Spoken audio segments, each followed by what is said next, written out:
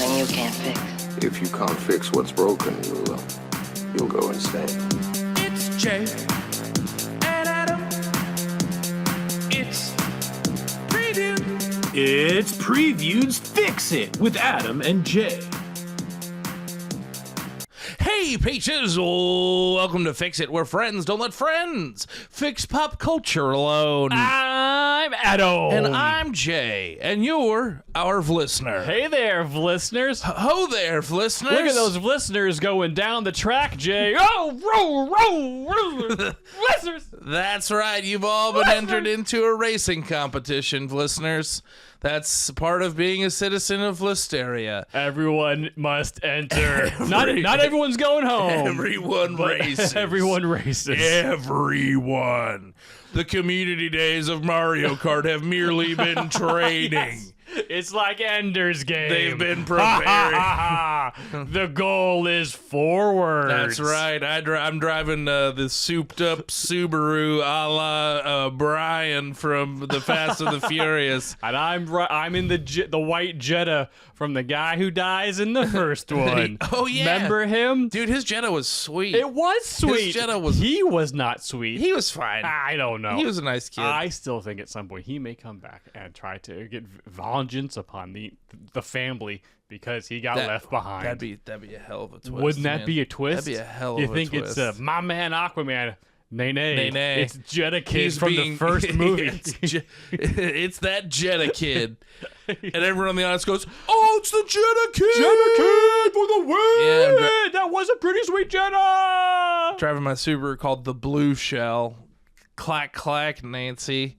Let's party. Welcome to Fix It. Hey, everybody.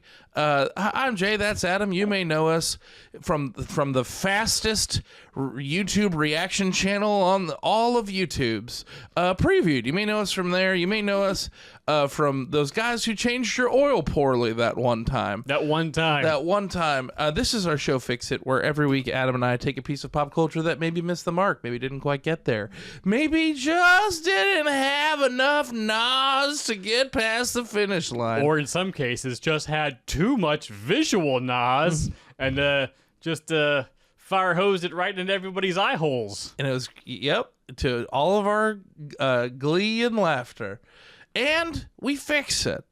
This week, we are going to be fixing 2008's Speed Racer. What were you going to say, like anime adaptation or I'm not sure. You know what? I or... don't even know. I don't know what to call it either, since it is a 40-year-old anime. Yeah. Oh, sure. Yeah, we're fixing Speed Racer this week, and it's this may be the most divisive, the most like divided Adam and I have ever been.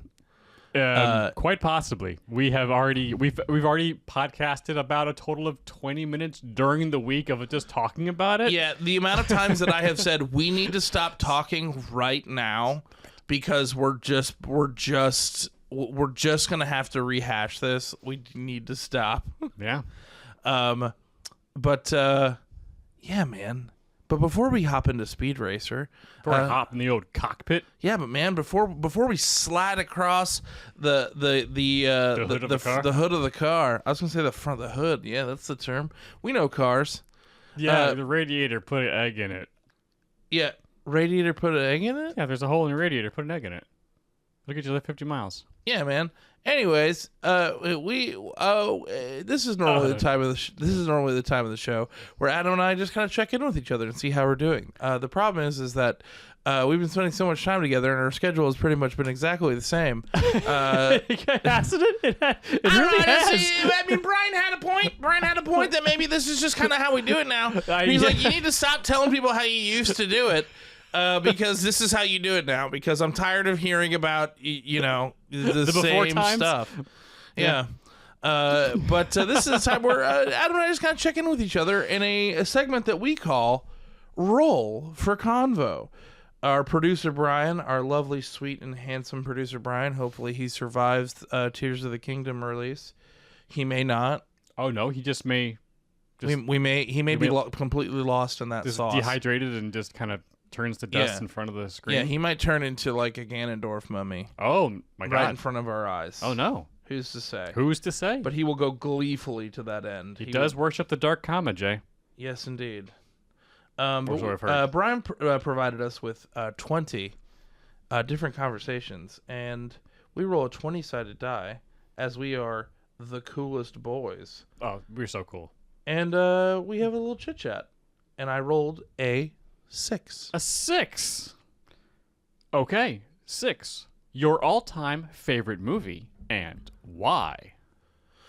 This is really tough. That's hard because it depends on mood. Because it changes every day. Yeah. I mean, this every day. Yeah. Wow. Okay. You said change on mood, and moods change every day, my friend.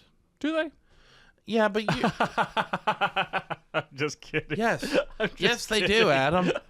I'm aware that you have like the metabolism of like a Galapagos tortoise, and you just like perceive time differently, and that's all well and good. Don't mind me.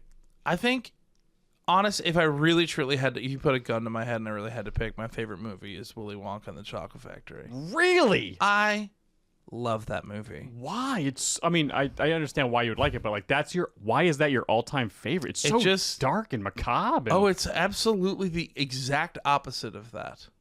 It's dark and macabre. He's murdering he's setting up situations in which children die. If you read the book, they all make it. They're fine. In the film, they did not make it. They didn't show neither here nor there as to whether or not they made it. I choose to believe they're all dead. I think there's a lot of hope and a lot of fun whimsy in that movie. Like there's just like there's just a fun. I don't know. It's just like I watched Gene Wilder like eat a banana. Like I will watch him like. Sure. I'd watch that dude go to the podiatrist. You know what I'm saying? Like there's just something about Gene Wilder. Okay. Sure. Yeah, he's fantastic. Don't make a face at me like I'm that. not. It's very interesting. It's one, and it's like that was a movie I watched a lot as a kid, and then like as an adult, like I just like kept watching it. Like I just. Huh. Yeah. Yeah. So you how do you feel about the new one though? Which the remake, the Johnny Depp the ones? Johnny Depp one, yes. Here's the thing about the Johnny Depp Willy Wonkas. There's Willy Wonkas. There's multiple. Well, no. But I'm saying the Johnny Depp Wonka. There's obvious downsides to the Johnny Depp Wonkas. Okay. They gave us a backstory to a character that doesn't have a backstory, and that really bothers me. Willy Wonka. Yes, Okay. I don't need. You're gonna hate the next one, then. I don't need his origin story. Sure. Yeah, and that's why the new movie like frustrates me because I'm like the whole point is that we don't really know where he came from. Like Willy Wonka exists as a human being as if like you're like he exists, right? We're all seeing this dude.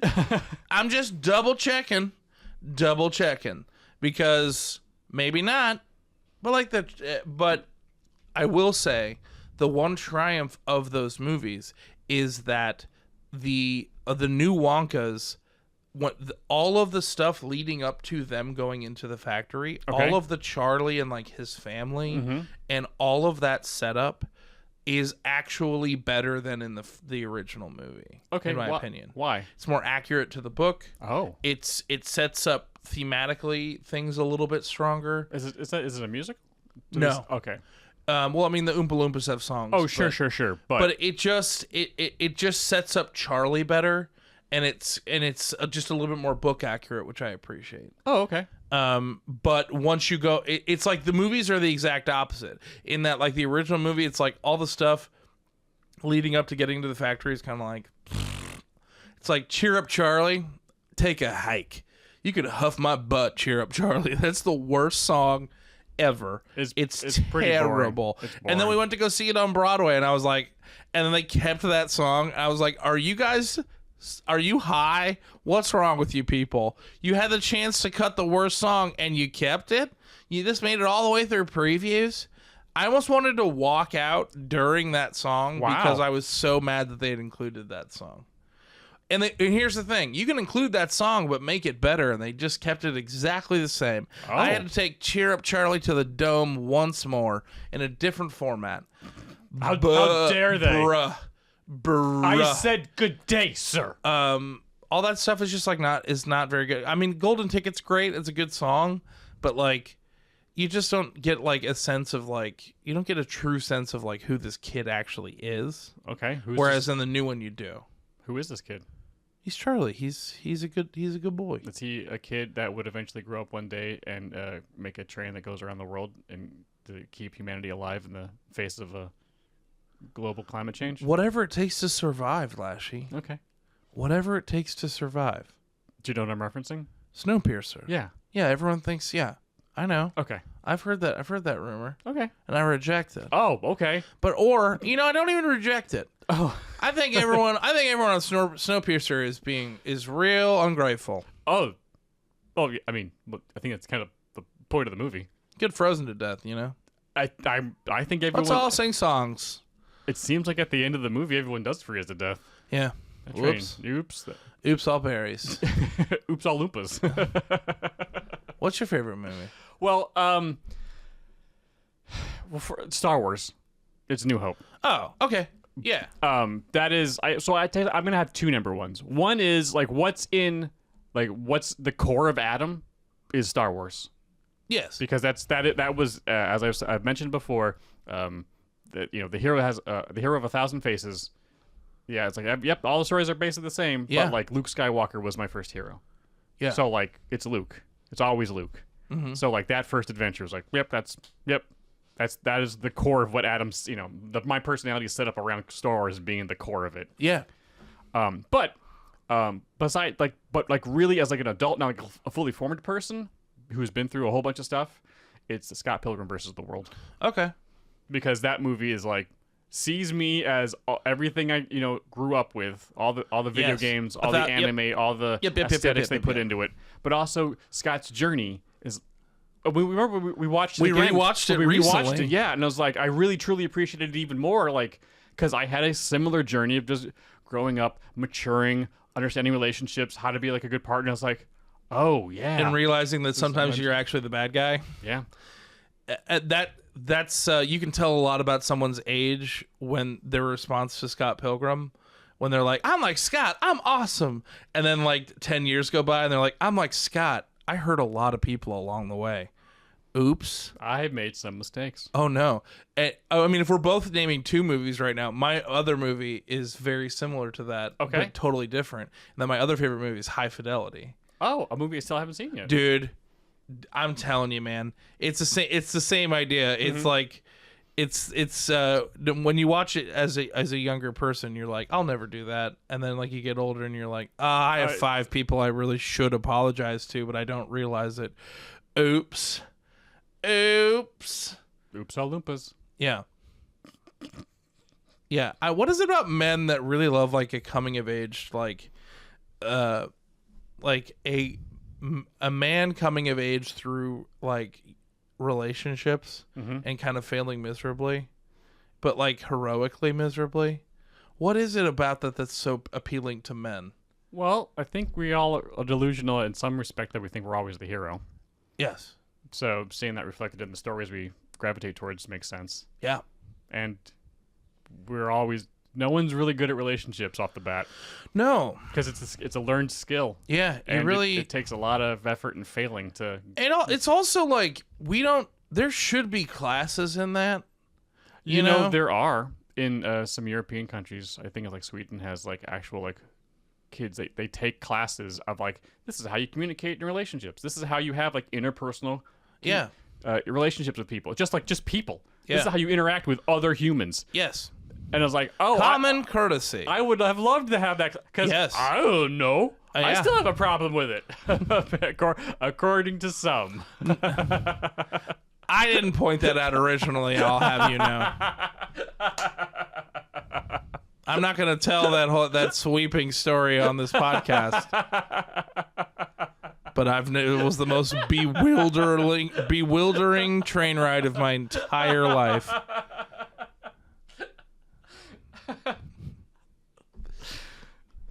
And looking back at, yeah, you know what? No, we don't have enough time. We really don't. We really don't have enough time. We gotta get to Speed Racer. We gotta get to Speed Racer, baby. Now, here's the interesting thing about Speed Racer. I like this movie. Do I think this is a good movie? No. Do I enjoy the hell out of it? Yes. Do I think it's fascinating, this movie? Yes. It's nothing if not interesting. Speed Racer. This movie's horrible. This movie is visual trash. No, this movie it is that kaleidoscope that you're watching the kaleidoscope. It's like, oh cool, pretty colors, and you're turning it at like a nice even pace, and like this is nice, this is cool, and someone just comes up and just goes boom, and it's like brah! Like it's just like a psychedelic trip blasted right into your eyes. You have no control over it. Here's the thing, guys. I didn't watch this whole movie. Gasp! Everyone's turning off their podcast. I had to stop watching it at about the 50-minute mark. Except for the government-sponsored Listeria sites where it's blasted. Oh, yeah, no, everyone's eyes, everyone's eyes are taped open. It's hard to ignore in Listeria, for sure. It got nauseous. I got a little sick to my stomach. I got a little motion sick because the image never stopped moving in this movie. Nothing. Every element on screen just kept moving. Yeah. Oh yeah. And that's kind of what I think is fascinating about it. I think it's like this movie it's Speed Racer, and it just clips along. It's just bing bang bing bang bang bang boom boom boom boom boom boom bang bang bang bang bang bang bang bang. Now I'm gonna be 1,000% honest with you. I pride myself on being a kind and compassionate person, and I really do my best. I'm gonna be 1,000% honest with you right now, Lashy. Yeah. When you were like, when you texted yeah. Oh, I couldn't finish this movie. I'm like laying on the floor, like trying to get my bearings. My gut response, and I said aloud to no one, just alone in my office, like, oh, Speed Racer went too fast. I'm on the floor.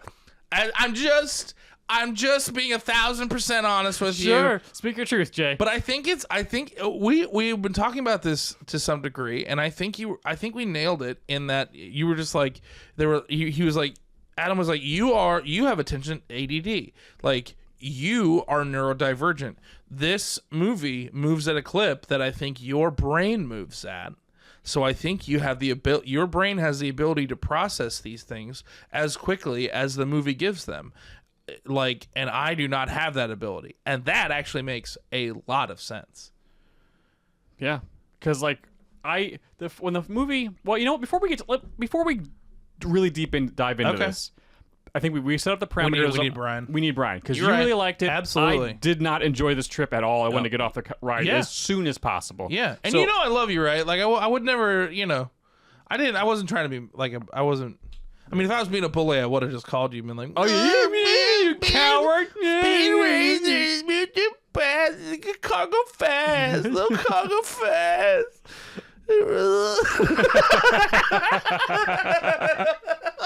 Okay, Brian, we need all the information on Speed Racer, and go as fast as you can. No, at a nice, reasonable, law-abiding pace. Obey the speed limit, Brian.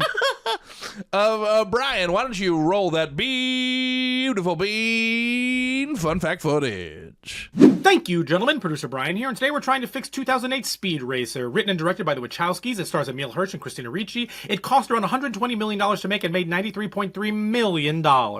Yeah, we're not doing that the whole time. So visually, this movie took a lot from the castle of Cagliostro, Tron, Akira, and Tarzan as inspiration. The film look is indebted to pop art, including paintings by Roy Lichtenstein, of course Andy Warhol, and Jill Greenberg. For the visuals, the effects team developed a method of layering photographic and computer-generated images together, which they call poptimistic photo anime. The Wachowskis thought the audiences would be more accepting of that experimentation. They were not. If you care, this movie has a 41% on Rotten Tomatoes and was nominated for the Worst Prequel, Remake, Ripoff, or Sequel Razzie Award. It lost to Kingdom of the Crystal Skull, which is coming soon to fix it. Also, if you also care, my two favorite movies are the Italian film Cinema Paradiso and David Lean's Lawrence of Arabia, then Jaws and Raiders of the Lost Ark. Anyway, back to you, gentlemen. Good job, Brian! Thanks, oh my God, Brian. Oh, Brian, he went so fast. Good job. Oh, I need to lay down. No, in third gear, nice and easy, easy peasy. Going Woo! 45 in a 45. Good job. Oh, we got to plot drop You got to this plot thing. drop this thing. Okay, So I didn't watch it. So Jay, you have to plot drop it. So what? You got the heck? gist of it, though, I think. Oh, sure. Yeah. I can probably guess what happens at the end, but It's pretty simple, sure. honest to God. What happened in Speed Racer? Okay, Speed Racer is the middle son of a prominent racing family. His older brother was one of the most famous racers, Rex Racer. His Rex Racer died tragically in a racing accident after leaving home to join another racing company. Speed has taken up the mantle of racing for the Speed family, and he is good at race. And he is approached by the Royalton Group, which is a large corporation, and he offers to basically for Speed to become race for them. Okay. We find out that most of these, like, the racing world is wildly corrupt, and It's like wrestling. it's Kayfabe. like wrestling. There's a kayfabe to it. It is planned on who is going to win at certain times in order to keep stock prices up, and we find that out in a way that's maybe my only frustration with the movie. Speed decides not to join Royalton, and they swear that they are going to destroy his career. Speed Racer teams up with Racer X, who the whole time we think is Rex Racer, because they never found his body. Nope. In disguise, but he is working with Inspector Detector Inspector. I literally can't remember which one, how that goes. And Interpol, whatever Sure, that is, a racing Interpol. to like basically like uncover all the corruption in racing. And so they, through a bunch of hijinks, set up for all of the corrupt businessmen to go down while Speed Racer still wins the big race. That's it. Is Racer X's brother? Racer X. Oh, Racer X. Racer X is actually Rex Racer. Oh my God. No. He does not. It is shown at the end of the movie. Racer X eventually reveals himself to Speed privately, but he's like, "I'm not your brother," and he doesn't really look like his brother. And we find at the end that Rex, in order to infiltrate like racing and corruption, had like full facial reconstruction and looks like a different person, and chose to not tell the Racer family that he's still alive. And at the very end, they're like, "Why wouldn't like?" He's like, and Inspector Detector was like, "I think you're making a mistake," and he's like, "That's a mistake. I think that I have to live with." Moral dilemma. So it's actually kind of interesting because they say you think it's going to be a thing, and in canon, like Racer X like is Speed Racers, like yes. yeah. But I thought that was kind of fun. Sure. I when after the day after the spins stopped, I read the Wikipedia of everything. I was like, oh, okay. So yeah, it was that's great. That's okay. Interesting. Yeah. Yeah. Okay. And the racing is awesome. And I like it when the Mach 5 does cool stuff. And I like it when the gadgets go and all of the really rad stuff. Okay. So here's the thing, Jay. The day after not successfully making it through this movie, I watched a couple of episodes of Speed Racer on YouTube. Oh, okay. The movie's nothing Speed like the Racer. cartoon. Nothing like it. I mean, granted, this anime was done in the 60s. It's 40 years old. Sure. No, it's like 60 years old at this point. Jesus. 60 years old. It is fast paced. Like there is no fat in these cartoons. Yeah, back in the no, day, it clips 'cause along. They need to go. But like watching the first episode of Speed Racer and then like the first race of the movies is like, what cartoon did you watch? This is not. Why is it so? What is? It's just. Here's the thing. And this is what I realized afterwards. We've watched a lot of racing movies in our life, and racing movies. Have we? Oh, there's a lot. There's so many. I don't know if I've watched that many. Days of Thunder. Never seen that movie. Talladega Nights. I mean, yeah, but that's making fun Rush. of Days of Thunder. Ford versus Ferrari. Didn't see that movie. Really? I've seen one of the movies you mentioned, and it's the funny one. Wow, you're missing out, man. These racing movies are awesome. Oh, I'm sure. I'm not. Look, I went to the Indy 500 last year, and it blew my skirt up. I'll tell you what, it was awesome. Then you might like Rush. Okay. Anyways, there's a lot of racing movies out there.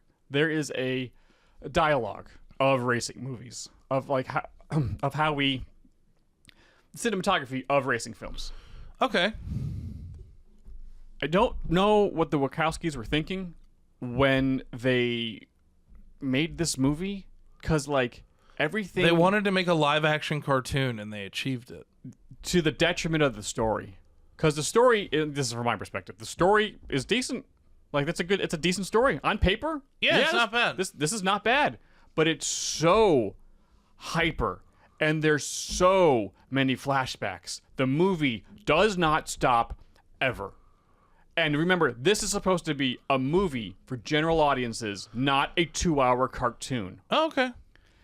Yeah. Because everything and everyone keeps the elements. Like, granted, this movie may be a little bit ahead of its time. Sure. Because like they did a very interesting job of like having all these composite shots and like live action elements, you know, moving on screen, doing all these wipes, doing so much. Like it just, the images never stopped moving. I think the final race in this movie might have just actually killed you. I'm glad I never, Because it's nuts. yeah, I It's can only imagine. I nuts. can only imagine. But I love it. I love the reimagination of the world, and I think like the racetracks, like being all these like 3D like with levels and F-Zero-esque, stuff, yeah, like craziness. F-Zero stuff. I think it's so interesting, and I think my only complaint sometimes is that I wish sometimes like the racing shots like held just a little longer. And I wish they had utilized their theme song to build a little bit more of dramatic effect. Sure. I think they could have done that. Yeah. But other than that, this Speed Racer as a movie to me is just buck wild choice after buck wild choice. It's just like, it's insane. It's nannerboats. You don't totally see everything coming all the time. It just kind of can't. clips along. Because your eye can't track everything at the same time. There's too much stuff But happening. you also have like Susan Sarandon, John Goodman, who are all taking this really seriously. Oh, it's a good cast. If anything, Emil Hirsch like really He looks like Speed. took it seriously. Yeah. Everyone was like really into it. And so like for me, it's like do I think this is like the best movie ever made? In no way. Do I think it's a lesson in like how to make big choices? Yes. Do I think it's also a cautionary tale for sometimes you make a big choice and then you pull it back a little bit to find the sweet spot? Yeah. This movie does not ever really find the sweet spot, but it's fun to see some of these shots, some of these edits, some of these sequences, like just literally put the pedal to the metal, pun intended, and just seeing how far they will go. I mean, I know this movie pushed the envelope clearly, and there was a lot of, I mean, kind of like Avatar, and like, Yes. I don't think Avatar is a very good movie at all. But the technology You can respect the hustle. Yeah, the technology they used to make the movie has helped the movie industry writ large moving forward. With That was making stuff, and the same thing with this. Yeah. I know they pushed things, and they made some stuff that has come to help other movies later on. So that's great. But like this movie was all shot on green screen. This was shot like one of the prequels. And like, it's just like everything on the green screen. And you could, because here's the thing, but you could tell everything was on a green screen because their comps were just a little wrong. Because there are lots of times when your foreground subject and your background subject, because the camera's moving, are not moving together At the same speed. And that is part of what was triggering my motion sickness. Is like, wait a second, I can't tell what's wrong, but my brain did. And I was like, something's not right here, and it keeps happening with the aspect. Yeah. It just like, and sometimes it's like that. What was it? That the one gag early on in that '70s show when everyone's smoking pot in the basement. Yeah. And then Eric goes up to talk to his parents, and he's staring right at him, but the wallpaper is moving behind them. Yeah. That was like happened a couple times. It's like, oh. I can't. No, it's too much. It's nothing. Well, it's like there was a sentiment on Discord because I did this as a Discord watch along with all the peaches, which was great. Thanks for showing up, everybody. We had a good time. I lost about half of you guys as the movie went on. I think people kind of bailed. Yeah. But the people that stuck around were really into it. I think it was Tari. I can't remember who it was. But they were saying basically made the point that like I didn't like this movie, but I'm actually glad that I saw it because there are a lot of really interesting things about this movie that like I feel like this is a curious film. Okay. Like it's the kind of thing where it's like this isn't necessarily like I'm watching this because I'm fascinated on how they made it. Sure. Than I am about the actual movie. Well, I made a point to you about how they shot all this on green screen. It's clearly everyone's on a green screen right now. But this feels like the exact opposite of Sky Captain and The World of Tomorrow. Well, and there's similar films. Movie that Similar no vibes. one really remembers. Nobody. They were both like, oh, wow, this really is all on a green screen. They really, oh, this is amazing. That was almost part of their marketing pull. Yeah, it really was. Yeah, it really was. But does anyone remember Sky Captain? No, you know why? Because it was so boring. It was a boring movie. It was so boring. It's not fun. Yeah. It was all setting up interesting shots and then sitting in them for a hot second. And the only person that can pull that off is Zack Snyder. Sorry. Yeah. Let's fix Speed Racer. Okay. I think honestly, I'm going to be 1,000% honest with you. All right. I like honesty. I think for better or for worse. Yes. And I think this sums up my argument about Speed Racer, I think. Okay. This movie. Yes. Regardless of how you feel about it. Yeah, okay. I feel like the Wachowskis. I'm going to correct this one as it's happened before and it's going to happen again. They're the Wachowskis. Wachowski is Mike's last name from Monsters, Inc. Thank you. Made 100% the movie that they set out to make. I will agree with that. They achieved the vision they had for this property. I don't think there was. I think this conceptually, from their perspective, is a whole film. Sure. And that's kind of fun to see. Because we don't get that very often. You may not agree with the message or agree with the theme or agree with the style. Right. But this, from what they set up to make, from their storyboard to final product. Oh my God, storyboard in this Bullseye. movie? Bullseye. Oh my God. I know. Because like, usually it's like, it's a storyboard. This is the shot for 20 seconds. This one is supposed to... Oh. Yeah, dude. The storyboard artists were eating good for a while. So I don't feel good about fixing this movie proper. Oh, okay. And so, with that in mind, by the way, if I had to fix Speed Racer for a modern audience, okay, so we're kicking it up 15 years to about nowish, or even then, because I think this could work now. I think this is a property that has come to popularity in the past like 5 years. Has it? Follow me here. The thing that I'm going to reference. Okay. So I think this could have played in the 2008s. Sure. I am going to be releasing a 10-part docudrama on Netflix called Grand Prix Drive to Mach 5. Are you very proud of that title, Jay? Well, we are going to be aping Formula One Drive to Survive. Oh, okay. And okay. The Drive to Survive, like the Formula One show, sure, has done so much to drive fandom into, like, my brother is now like a huge Formula One fan because of this show. Well, I mean, in a show format, you have the time to explain what the heck the sport is and the drama behind it. My first episode of this first season okay. of Drive to Mach 5, is actually it is a like Ken Burns style introduction into the concept of the Grand Prix as we know it now. Ooh, and we get the story of Jack Cannonball Taylor, and we get the story of like his win and his 3 victories that led to the sport becoming like the mainstream sport.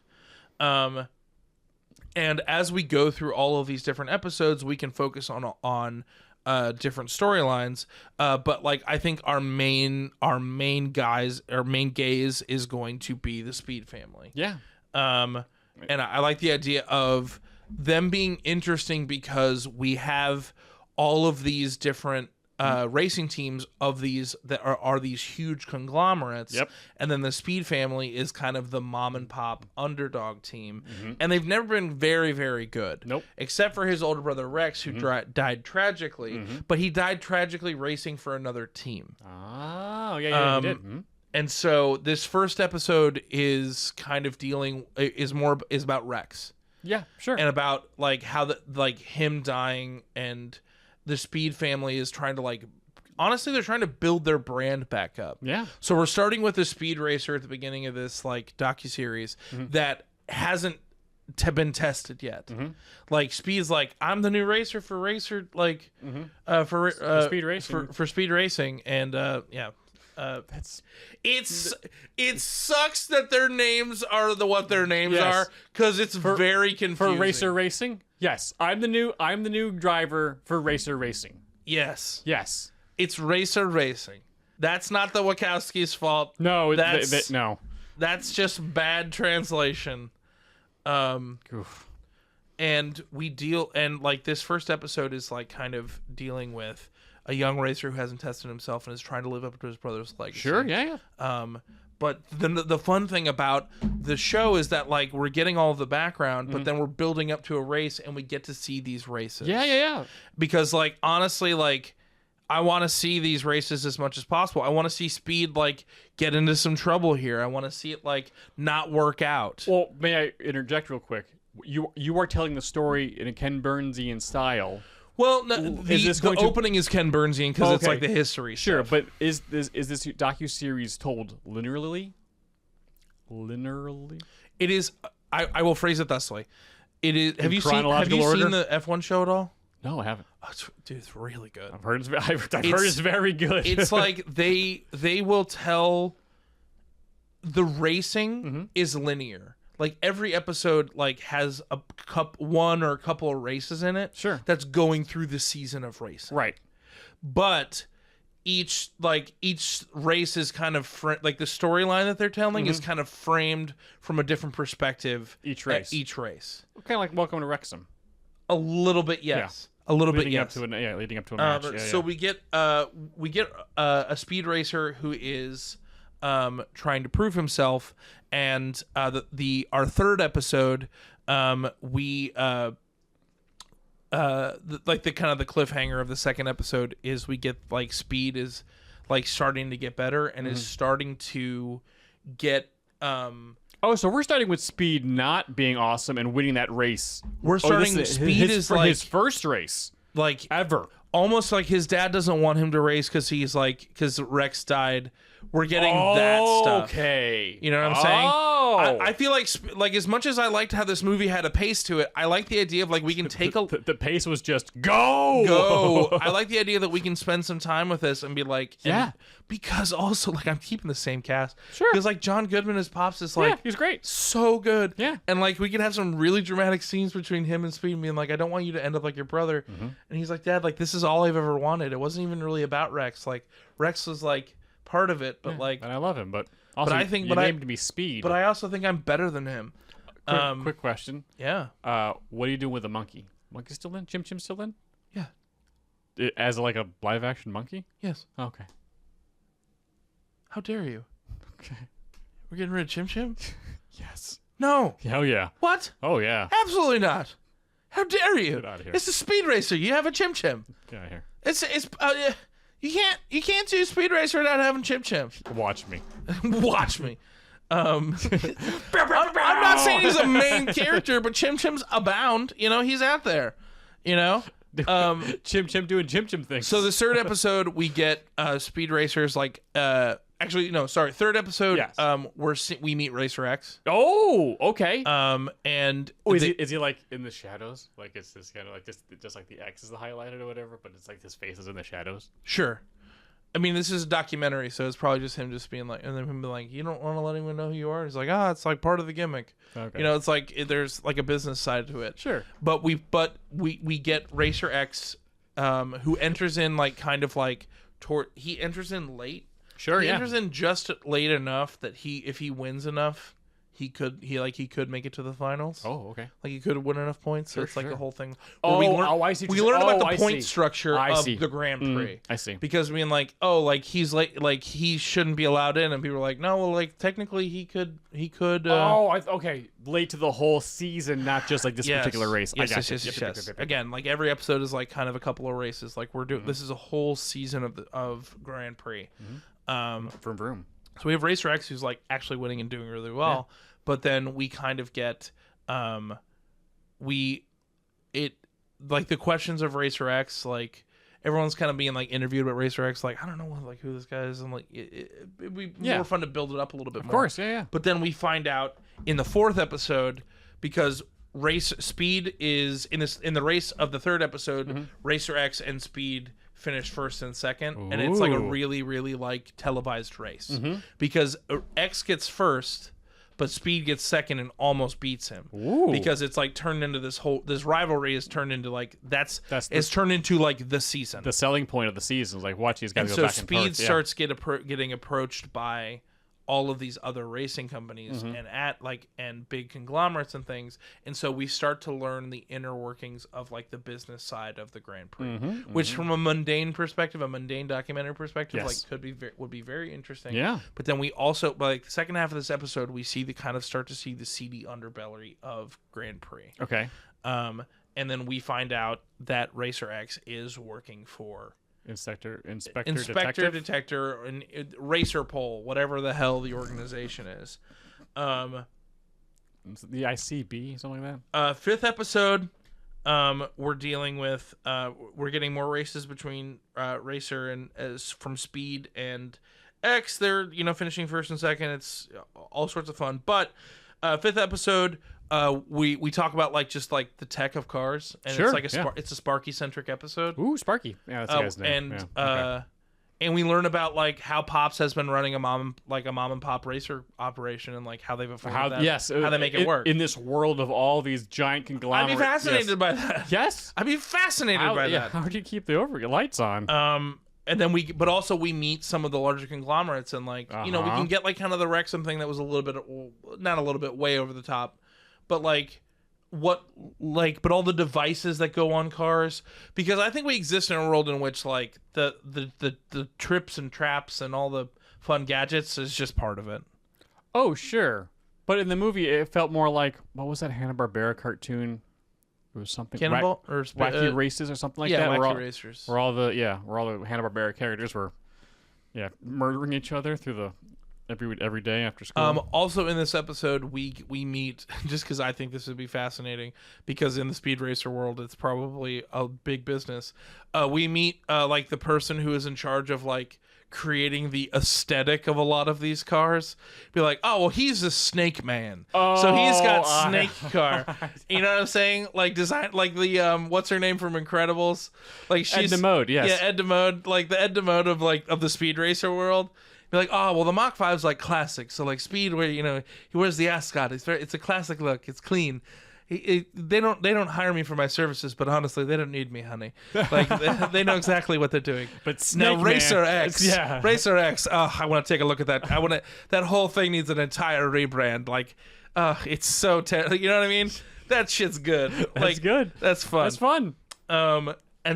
And then we can get into some of the smaller storylines. Okay. And then like after like with the Speed Racer, we could get into, I think probably we could get into the Melange and Flash and Flash Jr., who are like, they're kind of our surrogate for like racers who got involved with the wrong people. Okay.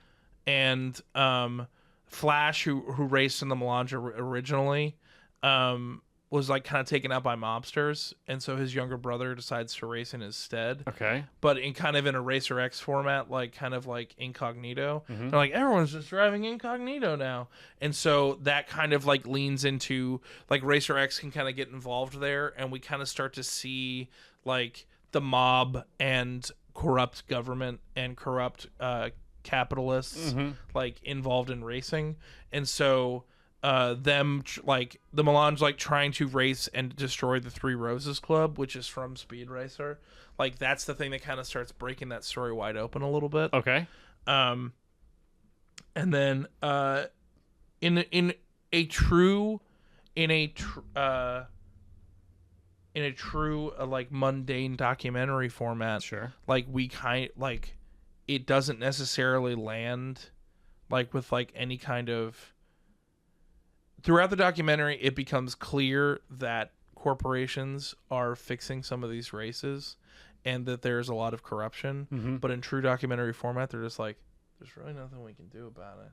But we find but that's where like Speed kind of becomes the star of this documentary, because they're the mom and pop shop who are racing to stop these people. We now have a good guy. And and Racer X is like going to, like, basically it's the kind of thing where it's like, Racer X is going to win this championship, and that's going to be the huge story. And so we're going to have Speed Racer like go back and be like, he's going to get second place in this whole thing, and then we're going to be like, well, it's getting ready for next season. Yeah.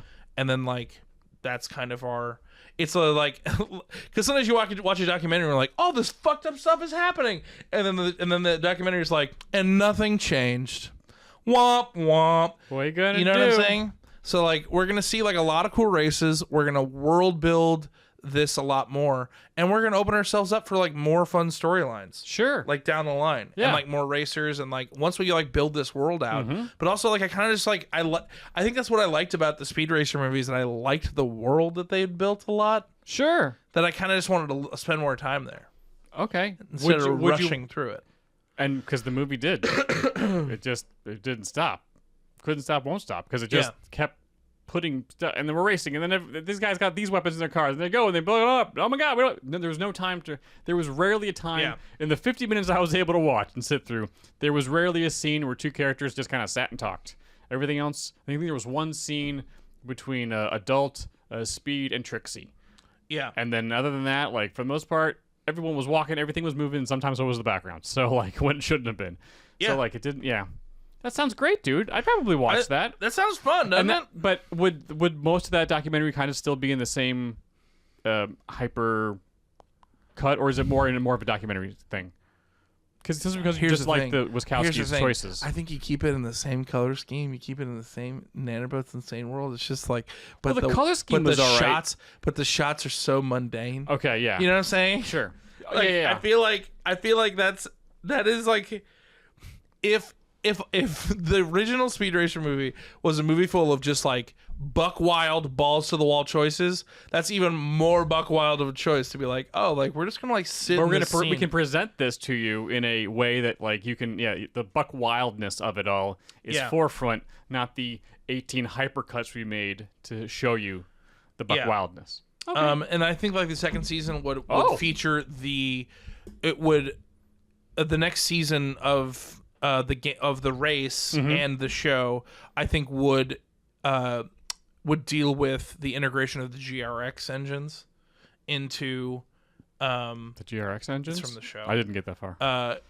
It's actually not. They mentioned in the movie briefly, but the GRX engines they kind of like change the game and like speed it up a little bit. And, oh like, no, only not a couple more, cars not have more it. speed. It's like a whole thing. And like what.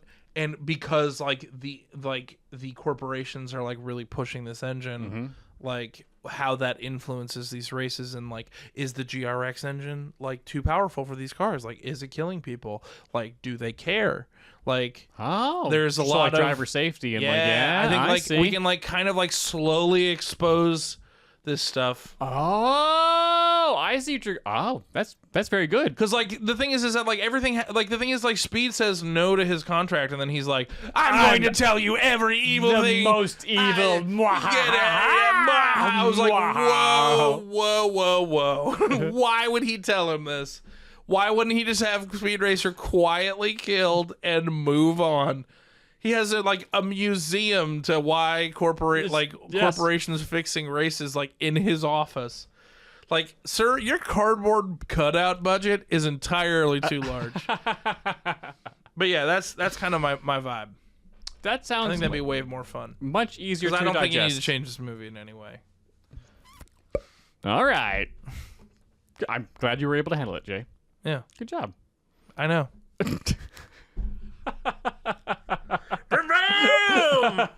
Little car go fast. Okay, bye. Okay, I'm changing everything about this movie so I can make it acceptable for my slower, apparently paced brain. So after I watched 50 minutes and I had to lay down on the floor, staring at the ceiling, hoping to get the walls to spin. Dude, I'm sorry. dude. I have not felt that way since. No, like, it's the worst feeling. I haven't felt that way since I went on the orange level of Mission to Mars at Epcot and almost died. Yeah, it's just the worst. It's not great. I was like, am I? Do you think? But do you think also like as you are getting older, you're becoming more sensitive to that stuff? Like, do you think you're gonna have to be more mindful of flat? You know, when like you get little warnings of like photosensitivity. No, it wasn't photosensitivity. It was just the motion. It really was the. Some of those edits are truly insane. Yeah, I mean, because like the interesting wipes and stuff like that. Like some of that, like a lot of it's really cool, but it was just like, especially when characters moving in the foreground and the camera's moving with them, but the background was also, not at the right. It feels like a lot of people, even when they're standing still, are still moving. Yes. Yeah. But I meant because it's how it was edited. Yeah. It was. I think it was just more of a. Like a visual thing with my inner ear, and that makes sense. Not so much the flashing. You really lights don't and have to defend yourself. I was just curious. No, because I mean the movie. There's so much flashing and moving and stuff. There's the bright colors shifting all over the place all the time. But I think it really just was the disconnect between like my brain's like something's wrong here. Wait a second. Wait, stop, everyone! I went off this ride. Jane, I got me off this crazy thing. So. After only getting through 50 minutes and then reading the Wikipedia the next day of what the actual story was of the movie, I was like, hey, this is a good story. Yeah. There's a good story here. Huh? Man, we could have presented this in a much tamer way that was like, that really heightened the action and stuff, because the hyper, as I said earlier, there's a lot of race films out there that are very good, and they know how to present the drama of a race really well. And Speed Racer, the way it is edited right now, is just like, I can't. There's no drama here. It's all so crazy and hyper, and everything's moving around. Like, I don't even know what these gadgets are. What is happening? So if we slowed the information down a little bit and presented it in a much calmer way, and filmed this, and if it was realistic, all the race sequences in this movie are all CG, and they're not great because it looks too cartoony. For all these live action drivers and stuff like that, I was like, he's just sitting in a green box right now when he should be sitting in an actual car. Yeah. So I want to present a similar film, but more in the air of like Days of Thunder or Rush, and we sprinkle in a little bit of Tokyo Drift. Okay. Because the Fast and Furious movies are already starting to be out at this time. It's 2008. So, like, we know what good racing films look like. Yeah. And there's a very popular franchise just starting right now. Yeah. So, with that in mind, this is going to be a much more traditional racing movie. Yeah. And since this is the movie from, like, the cartoon is from the 60s, like, we don't have to use all the modern anime tropes that were kind of like in this movie a lot. Just like, the hyper, everything moving, all kind of crazy stuff. Like, we can just kind of keep it simple. Yeah. And present this as a more grounded, realistic movie. Chim Chim's not in this movie. Oh, man. Spritle is, but he's got a stuffed animal, a stuffed monkey. Named Chim Chim. Okay, that's fine. Spritle can still get up to, he's going to get up to shenanigans, but I'm not having a live action monkey in this movie. So you're still keeping Chim Chim, then? Yes. He just is a stuffed animal. Okay. Also, Contractually, they have to reference him as Chim Chim every Oh, yeah, episode. sure. He'll be there. Or every- Yeah, Spritle will have every him around 20 him. minutes. Also, Is there like a blue fairy that like brings the Chim Chim doll to life and then becomes a real monkey? No. Well, then what are we doing? What are we even doing here? Presenting a nice, normal racing You know, movie. this It's is going to like be really good. This is your own imagination. You can do whatever you want. Yeah, I'm going to imagine a world where it's fun and presented calmly to the audience that has a good time. Yeah. That no one throws up. Do you know what? Yeah, you know what an audience would love? Live action monkey? Yeah, a doll brought to life to be Chim Chim the chimpanzee. Sure. Yeah. Too bad they're not getting it. Yeah, man. Also, all the weapons and devices in this movie are going to bend physics. They're not going to break physics. Okay. Because it's just because they didn't set it up. No, I get it. It's just like, I agree with you. Sometimes the races are edited in such a the CG doesn't bother me. That's fine. They're cartoons, and I'm okay with it. They don't focus enough on one shot long enough for me to really totally grasp what's going on all the time. yeah, And I want to see the villains' cars and like kind of rejoice in that a little bit more. sure, That's- absolutely. that's kinda- yeah. Because it's kind of like when like Who Framed Roger Rabbit in a cool world. Remember like those like we have live action people in Yes. a cartoon and like And what made that fun is that they live in the mundane sometimes. Like it's just them and it's like around. clearly live action person, cartoon stuff going on around them. Yeah. In this movie, it's not that. It is like things who are supposed to be real are looking cartoony. Okay. And it's like, but you're sitting, there's a real person driving like a cartoon car right now, but you're telling me that's supposed to be real and not a cartoon. Sure. So there's a little bit of disconnect. So get this, it. all the cars are going to be real in this Oh. for as much as possible. Okay, yeah. If you're gonna build me a real building Mach 5, Oh then yes, I'm like, yeah. we're here building for a it. real Mach 5. We're building all of these cars for the most part That's real. dope as There's hell. going to be obviously some sequences where we have to switch to CG, but like for the most part, this is going to look as real as possible. Yeah. We're gonna have the Mach 5, a real Mach 5. Driving around the track, Yeah. we're gonna get like those close-up shots, you know, of the of the love GoPro, that. the thing, you know, where there's a little bit of that race shake. Yeah. Well, you haven't seen much of these, but like you know, there's a little bit I of know that what race you- shake. I know what- I yeah. mean, I know what There's you a mean. little just so it looks more real. Yeah, because I realized as I was watching this movie that if I had to have like a space, like a fighter spaceship Sure. in the Oasis, Okay. it would be the Mach 5 car, Oh. but built to with- be built to be a spaceship. Sure. Yeah. Cool. Wow. Yeah. And just like take A-wing parts and slap them on a Mach 5. Yeah. Yeah. Cool. It'd be really cool. That's Yeah. inventive, dude. Yeah. I'm very inventive. Cool. All right. So my movie starts out with a beauty shot of the Mach 5 Yeah. as Speed and his dad are working on it. Now we're not gonna see the whole car.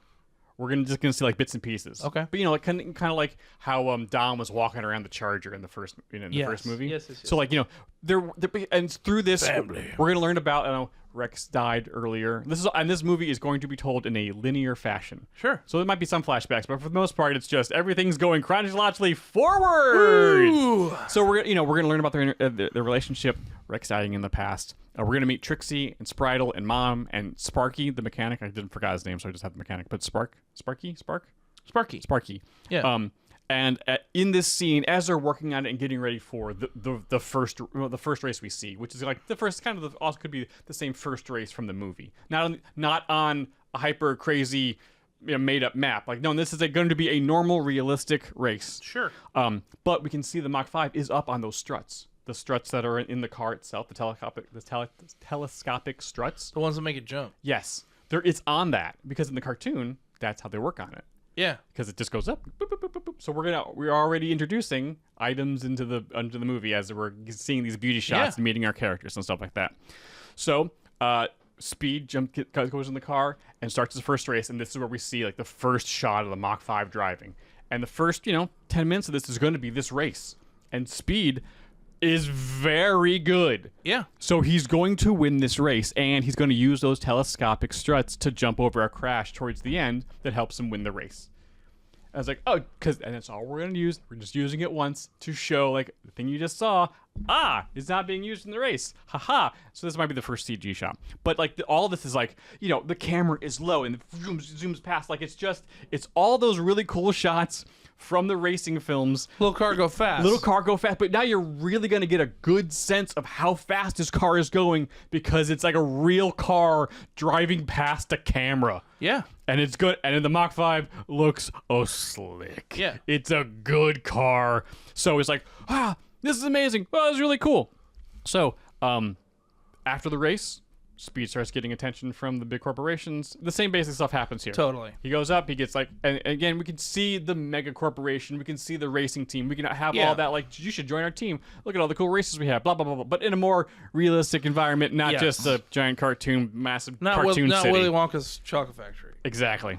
But But of course, we learned about Speed, Rex dying when he was working for the team, his dad not being a fan of the corporations and stuff like that, and ultimately, there's just one. It's just one stack of papers that's thick for a contract, sure, not four, and then Speed rejects the offer. Now, there is not going to be a giant 3-minute long monologue of how we're so evil and here's the kayfabe going on. Gotcha. But he's going to to be threatened. Yes. It's like, you are making a mistake. You just don't have any idea how big of a mistake you just made. You know that, like, there's only one person can win this race, and, like, we're enemies now. Yeah. Like, you need to know You have no idea. You've just made an extremely powerful enemy. So, at the beginning of Act 2, the threats become reality. Speed is lambasted in the papers for cheating or whatever, and the racer industries is sued for all the stuff. So, behind his father's back, much like in the normal movie, Speed's going to enter this Grand Prix. Okay. To, like, you know what? I got to prove the paper's wrong. I got to prove that I can do this. Absolutely. And I got to earn a lot of money to help with the legal defense because we're getting sued by these mega corporations, and we're just what are we supposed to do? Yeah. So Speed gets Sparky to help, and the two of them just go off to do the race behind everyone else's back. Racer X has not shown up yet. Inspector Detector has not showed up yet. It's just Speed and Sparky going off to clear the family name and do this race behind everyone's back. So is it Inspector Detector? I have no idea. I think that's it. I know it's both of those names. I don't know the order of it because my dyslexia is gonna keep switching them. So, upon entering the race and like pulling the Mach 5 into like the cock or the pit he has. Oh, by the way, did they ever show anyone pitting in this movie? No. Okay. I guess they're supercars, so they can do anything they want. But yeah, I thought that was anyways. So that's when Speed. In my show there'll be pit stuff. They'll be talking about that. Yeah, that would be extremely because these are the interesting. fastest cars in the universe. They have the fastest pit crew. Yeah. Yeah. I gotta reload my weapons or reload the stuff. We actually use time dilation in order to.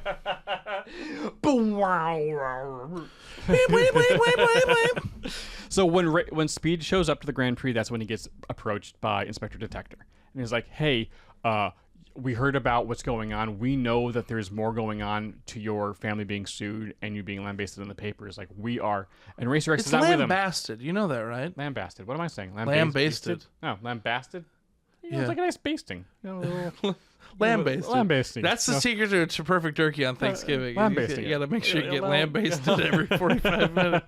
Sorry. It's okay. I just needed to make sure that you knew it was lambasted. Lambasted. It's similar spelling. Is it? Wait, is it spelled the same way? Lamb?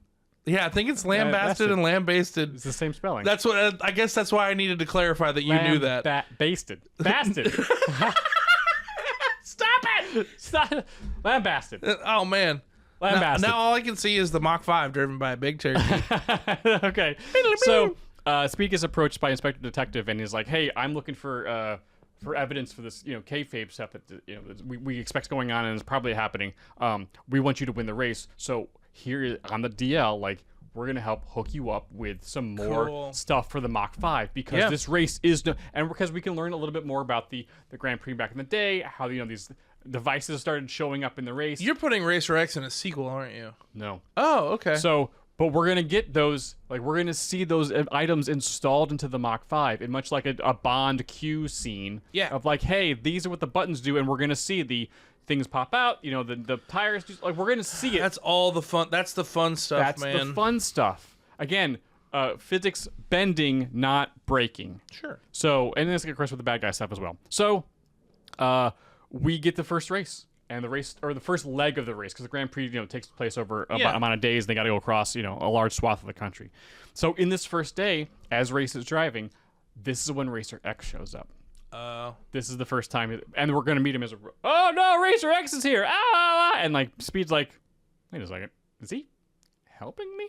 This is what's happening. So, but again, all this whole brother thing doesn't happen until much later. So we see the next, the next couple of days as Speed and Sparky are going, trying to maintain the Mach 5 through the first couple of legs of the Grand Prix. We're going to have, some downtime at night so Speed and Racer X can talk. Like, I'm actually also helping Inspector Detective. Like, we are into this together. Oh, who are you?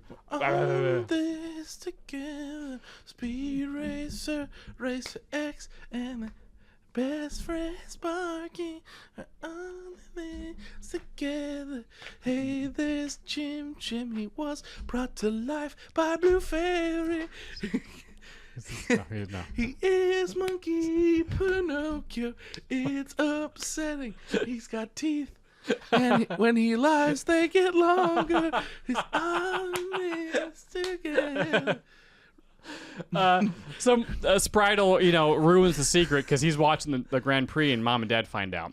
So by the end of right before the night before the last leg, the Mach 5 is trashed. Speed's hurt. Yeah. Everything's going wrong. Yeah. And that's when Mom and Dad and Spritle show up. Trixie shows up. General Lee. And them Duke boys gonna They're gonna prepare the Mach 5. Yeah, we should add the Duke boys into the Speed Racer franchise. Why not? They're good at jumping. They're just good old boys.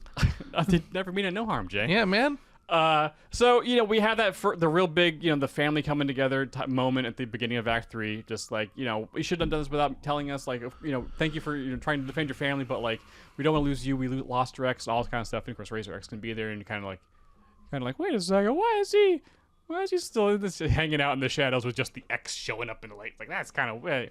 But together, with the family pulling all nighter, they fix the Mach 5. Meanwhile, They mix the Fox 5? The Fox 5? Yeah, Fox Force 5. Mix them up, baby.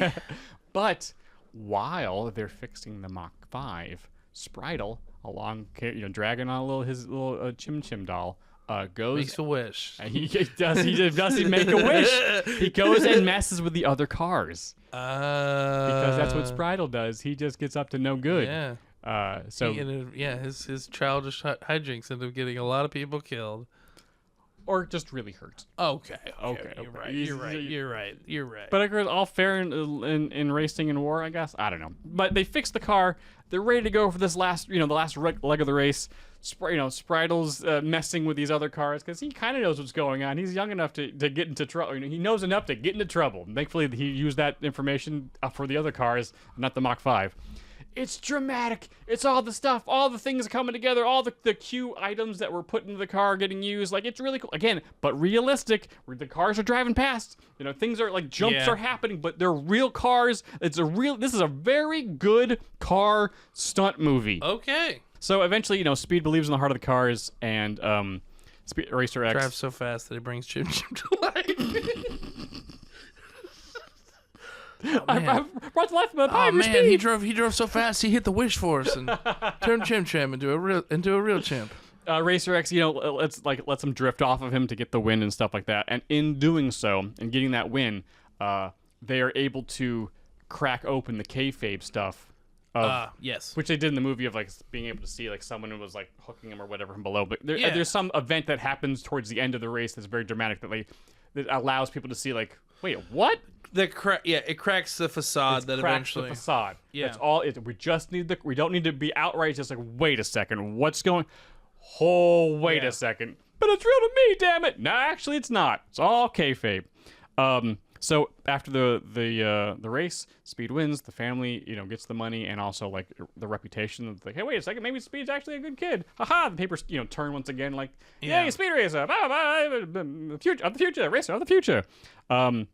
The racing world turned upside down because kayfabe has been cracked, and everyone starts asking questions. Now, this is not the downturn of everything; it's just the beginning of.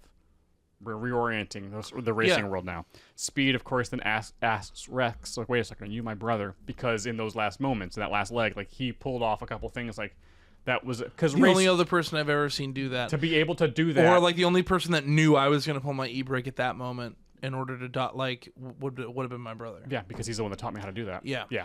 So but then we had that same moment of I'm not your brother. Yeah. We gotta go back. It's I'm at not least your brother. interesting. It's yes, because you were led to lead that way the whole time, and then basically Speed goes back with his family. They have a good time. He and Trixie kiss, and the racing world is set a new direction. Yeah. And simple. That's it. Yeah. You kind of just Which again, if this movie, if this movie leaves the door open for more, because Yes. like if the Fast and Furious movies can go 10 movies, which is why we're doing this today. Yeah. Then like there's a more grounded speed racer film of just like, do you want to see fun cars go fast? Yes. Then this is your franchise. Yeah. Fun cars go fast. Mm-hmm. With other weird, with weapons and stuff. Well, that actually, what you set up actually, let me just double check. It connects to one of the Speed Racer storylines that I actually didn't use. Hmm? It's the Blue Streak. Okay. You could very well set up the Blue Streak as kind of like the villain of the second one. Okay. And it's so what you were saying, like the with the reality of it, and like them kind of exposing the corporations, like basically like other people try to start.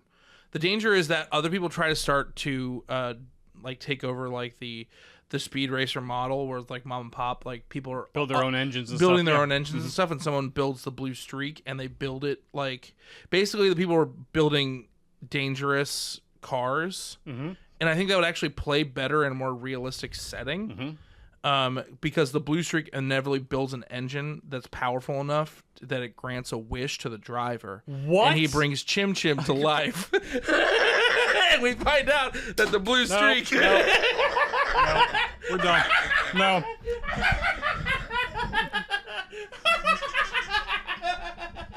I had you going so bad. Hey, everybody. Give me my I guess that's it for this. We fixed it, everybody. Yeah, we did. Good job, man. Good job, Adam. If you're listening to this on any of your podcatcher apps, please give us 5 stars. And also like leave a review. I love reading the reviews. It's more for me. I really appreciate that. If you're on YouTube, you know how to be a good steward to the content. like, you subscribe, hit that bell. Do that YouTube that you do so well. Guacamole's extra. That's not what we do it here. You chimp Pinocchio weirdos, you. I'm so upset. Chip-Nocchio. I'm so upset. It's me. I'm so mad at you. Chip-Nocchio. I'm so mad at you. I had you going so good. I was like, because I knew I made like too many jokes at once. I was like, we gotta back off of this, and then he will open up his ribs at some point, and we will slide that dagger right through. Just yeah. Would you like to hit the baton back and finish off as hey we guys, normally do? if you're listening to this on a podcatchers, just leave a review. Do it, coward. And also YouTube, do all the other stuff we just talked about. We love this show. We love doing this show. Thank you guys so much for taking part of it every day and hanging out with us. Oh, fun fact: we're almost at 100,000 downloads for this podcast. 100,000 downloads. Less than a year. That's crazy. It is. That's great. It's That's crazy. Nannerboat's insane. Well, I think that's it. We did it. Congratulations to us. Congratulations to you listeners for making it all the way through as well. You crossed the finish line, everybody. And as we end every episode, heartbreak feels good in a place like this. It's the slow chim chim you do not see coming. It's that Blue Streak. Woo! I'm so angry at you. Little chip go fast. Woo! Bye, everybody.